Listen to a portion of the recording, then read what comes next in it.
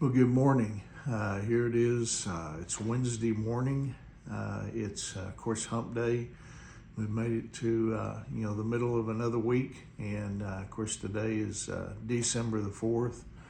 And I hope you had a great Tuesday. I hope you had a great day. Hope that you were able to navigate whatever opportunities that God presented for you, and you were able to take care of whatever you needed to do on yesterday, on Tuesday. But now God has blessed us with the breath to breathe here on this Wednesday morning, on this Hump Day, and I certainly hope and pray that this morning finds you feeling well. Hope it finds you well rested and ready to tackle the opportunities that God has richly blessed us with this morning.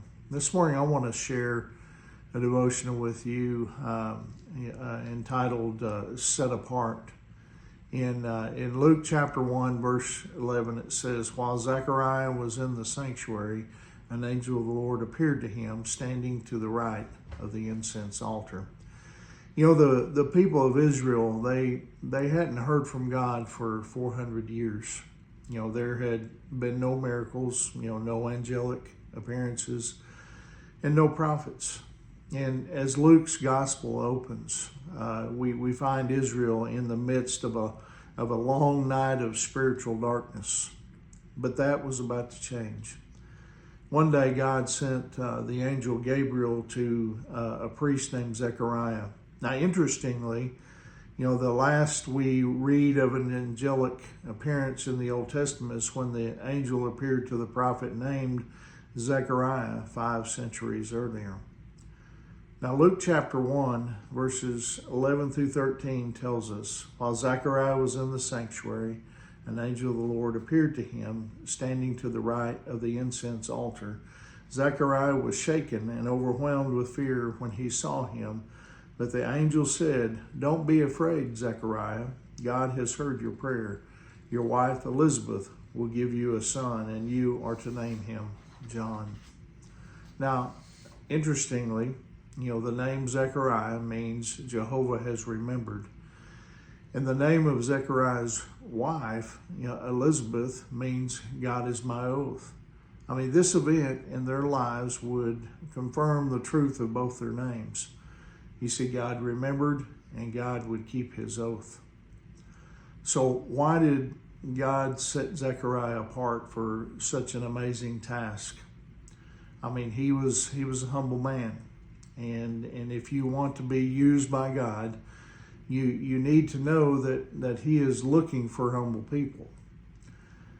Now, in contrast to the powerful and the prideful Herod, whom God ultimately would cut down, Zechariah was just a humble servant of God. Now, as James chapter 4 verse 6 points out, it says, "God opposes the proud, but gives grace to the humble." But what does it mean to be humble?